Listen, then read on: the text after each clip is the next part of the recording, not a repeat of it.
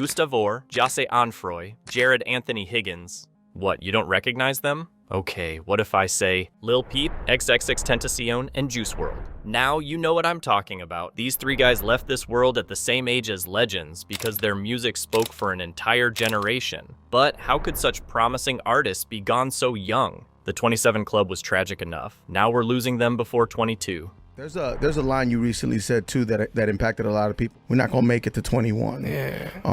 You don't feel that way, do you? Or do you honestly feel that way? I feel like everybody dying young, you know what I'm saying? Not foreshadowing anything or wishing that upon myself. I know. Lil Peep. He was the first to go, but first, he rewrote the rules with his unique sound. Born on November 1st, 1996, young Gustav first got into music through bands like Blink-182 and My Chemical Romance. But everything changed when friends introduced him to rap. That's when he fell in love with the genre that would make him famous. Yeah, my favorite rappers, definitely Future's on there, Gucci, Atlanta, man, fuck. Atlanta, you know? That's when he discovered music could channel all his emotions. As his sound evolved, so did his appearance. Getting tattoos, experimenting with hair colors, completely transforming his style. First one I got is this big one right here. It's my mom's birthday, her initials, so that she wouldn't get mad at me because it was my first tattoo when I was 14. He recorded his first tracks straight from his bedroom, even asking his girlfriend to help film the music videos. A humble beginning under the name Trap Goose. The path he was on didn't sit well with Emma's parents. It strained their relationship, leading them to eventually break up. We're right here. Atlanta! I'll be back in the morning. Star Shopping, in my opinion, his best song, was created by that pain. That song is an anthem about being not enough. Yeah, he talks about changing. But hey, does that really matter? The world doesn't stop for broken people. He was convinced he doesn't deserve anyone's patience, because deep down, he felt worthless. Everyone's seen me cry. I've seen Peep cry before. I always cry. Trap Goose? Gone. Gus was done with that. It was Lil Peep now. The name Lil Peep is because my mom calls me Pete. She's been calling me Pete forever. Okay. Peep got invited to join Schema Posse, home to artists like Craig Zen and Ghostmane. It was during this time that he dropped another major hit, Beamer Boy, cementing his rising status in the scene. Like, you can't even drive a Beamer if you got one, so he's like, you know what, I'm gonna get in the car right now, I'm gonna show you guys. He like pulls out and he starts like driving it, and it was like some student driver shit, like he's just like, just like stopping and everything.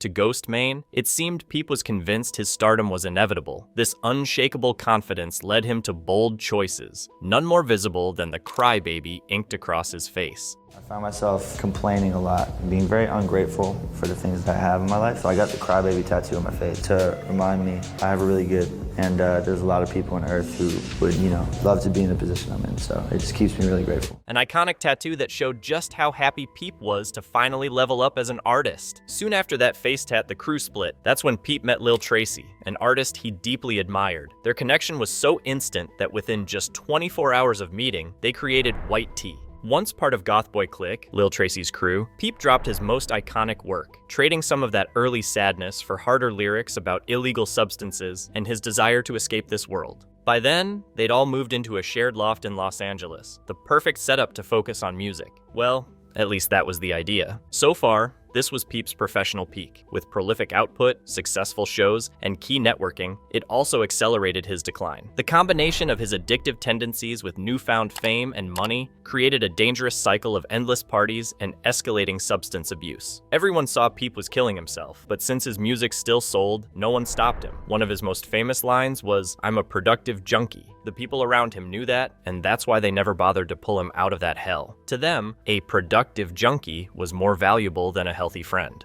My favorite drugs?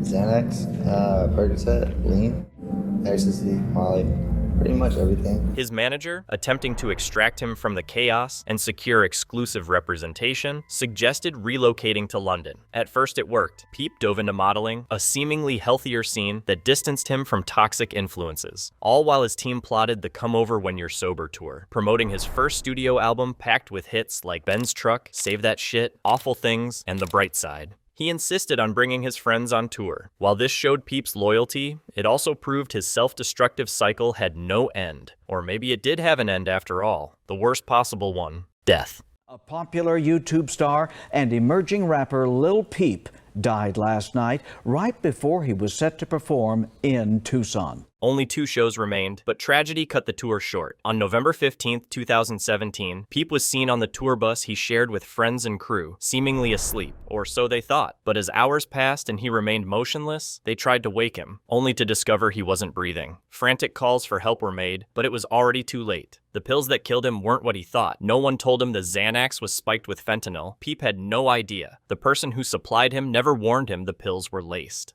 Such a talented fucking dude, and he was gonna fucking change music for fucking ever, and it sucks, dude. It sucks. XXXTENTACION. This iconic artist was born on January 23, 1998. His childhood? Well, a teenage mother, a father behind bars for illegal weapons. He was born in a place where stability was a foreign word. For years, he idolized his mom for weathering the storm alone, until the storm won. He was 9 years old when poverty forced her hand, so she decided to send him to his grandmother's house. Little X loved his mom, but that love turned into rage. My mom is mean. Mean? My mom's probably the only girl that could beat me up. Really? Yeah. X couldn't just sit back and accept what felt like abandonment, so he started causing chaos wherever he went. He got kicked out of several schools, but deep down it wasn't about rebellion. He just wanted his mom to notice him. I remember I used to beat niggas at school type shit just to like hear my mom yell at me or talk to me. What, just because you wanted some attention Just from when her? I wanted some attention. As the years went by, X kept holding on to a deep, burning anger. His mom was still absent, and his father... What's that? What's a father? He felt alone, unseen, unheard. That's when he made a choice, to drop out of school and chase the only thing that made him feel alive, music. It wasn't just a dream. It was his escape, his purpose. I just knew, like I said, I was already depressed, so I would go to school, go to sleep.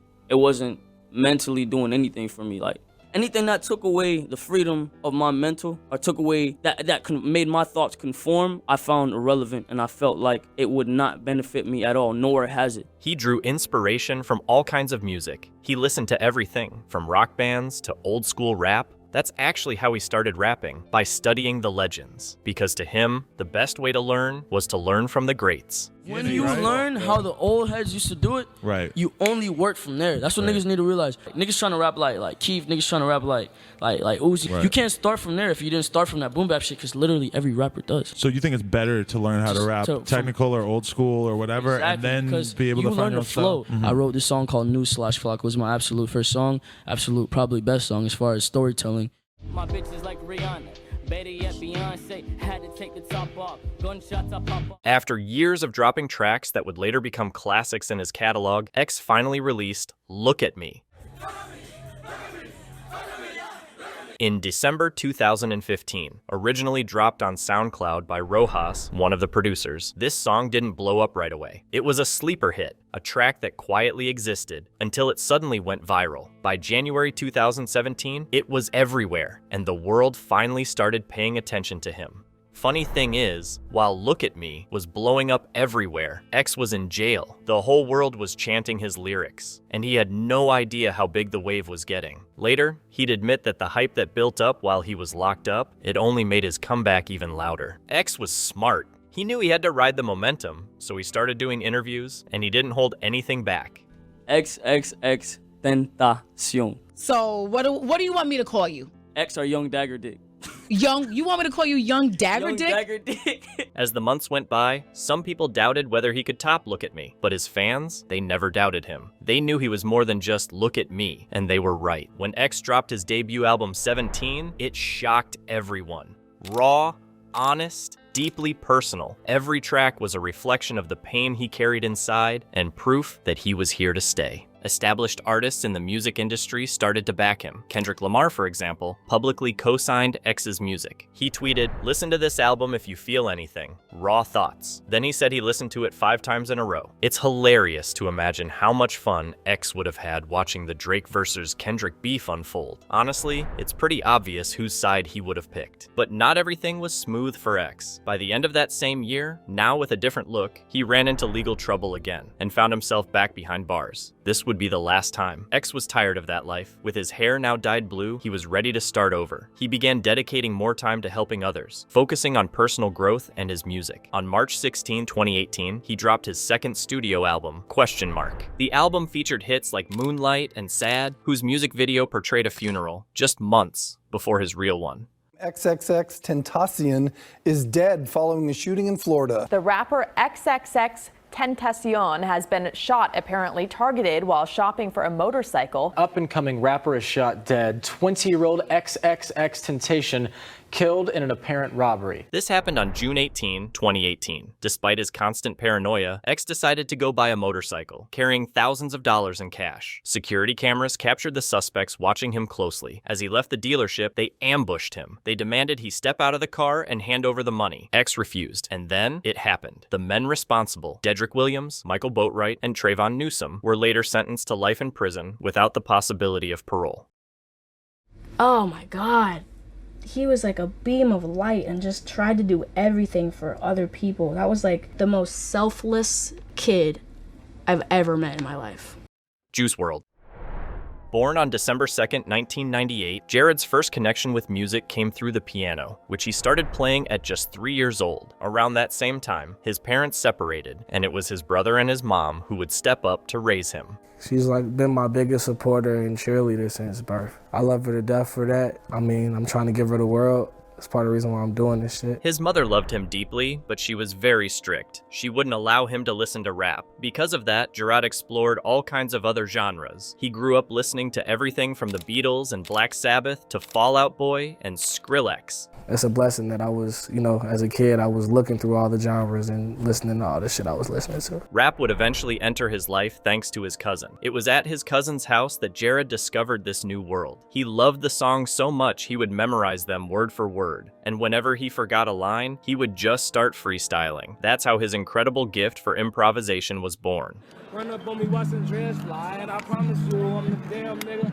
Recognize I'm oh yeah, I fucked up for the first time in 2 years. I didn't fuck up. That'd be too slow for me. Many of his classmates were blown away by his freestyling skills, and Juwrld knew just how good he was. That's why he made the decision to drop out of school and dedicate himself fully to music. Future, Young Thug, and Tyler the Creator were some of his biggest influences when it came to rapping. I listened to Future for the first time when I was in 6th grade. I remember asking my friends, like, you heard of this artist named Future? And they were like, nigga, you mean Odd Future? And I'm like, maybe I'm saying the name wrong. I go back to the crib, I'm like, Odd Future. Some whole different shit from Future, and I end up liking that shit anyways. His first steps as an artist were under the name Juice the Kid. He started making music in a very rough way, recording with his phone, uploading songs to SoundCloud, making videos with the help of his friends, and then uploading them to YouTube. This wasn't a happy time for Juwrld. Not having money for a real studio and not knowing what to do with his life left him feeling lost and deeply sad. Like I used to have to scramble for money to get like 2 hours at the studio. I was having like relationship troubles at the same time. It felt like my music wasn't going to where I wanted it to go. So it was just like,